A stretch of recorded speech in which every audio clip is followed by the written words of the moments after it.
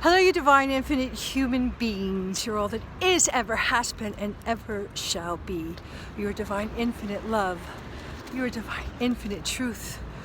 You're divine, infinite source. I'm taking a stroll along the Lungomare, the sea here in Terracina, Sicily, where it all began almost 3 years ago.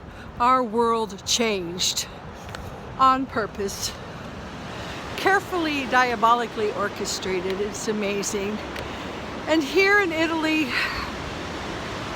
they're just following along with the narrative. Every day they're told to bend lower, and they do. Absolutely no resistance whatsoever. Nobody's questioning the narrative. Everyone's running around in a terrified state. It's amazing. I watched the movie The Body Snatchers last night, the original one. That's great. And you know, it's very reminiscent of that. I came here, I have a long history with Italy, and I've chosen to live here because it's always been such a beautiful country full of very, very human people. And as my own country in the good old US of A became more and more mechanized, more and more technological, more and more mechanical, and people began to distance themselves further and further from humanity, from compassion, from emotion, from sexuality, from everything, food, organic food, everything that makes us humans, because we are becoming infinite humans, but we are first human. And to be that, you must remain human, organic human. So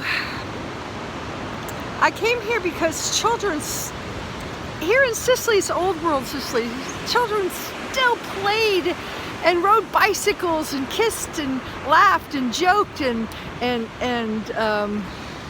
people hugged and kissed and celebrated, had beautiful celebrations outside and ate in the streets, and it was just a fun place to be. And where people are very emotional, very intuitive, you have to be to drive here, and very human. Yeah, the bad, the good, the bad, and the ugly of humans, sure. Sometimes they're, you know, immature and childlike, but I always enjoyed that because I'm a big kid myself. In less than 3 years, it's totally changed. The children are now all muscled and glued to their iPhones, as is most of the people here. It's just like being in the States.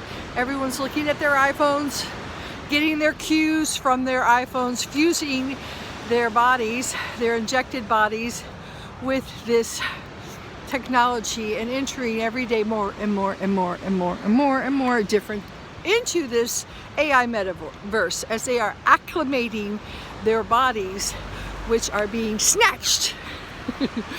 And the body snatchers, they say that, you know, you fall asleep, and the minute you fall asleep, these pods manufacture your clone body, and then finally you wake up in your clone.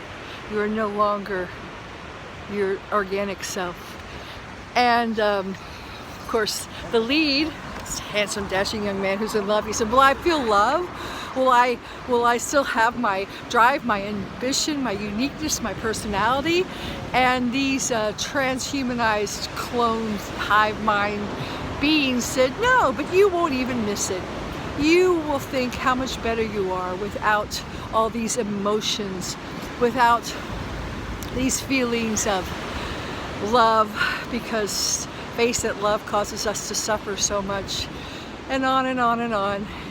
And our lead hero says, I don't want to do that. I refuse. And the hive-minded clone beings said, you don't have a choice. But he did! And he broke free. So this is to all of you who are not taking the easy path, not taking the medicine, not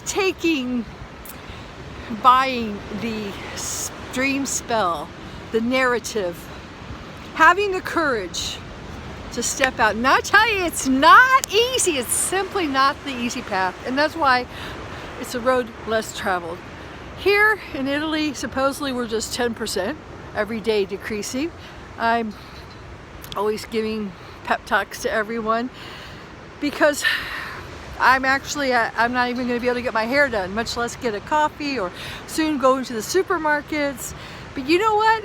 It wasn't all that good anyway. So I keep having to practice what I preach, or as I say, walk the walk that I've been saying for a long time. And you know what? It's difficult, sometimes a little scary when you think that in a few days I will be mandated to be transhumanized, injected.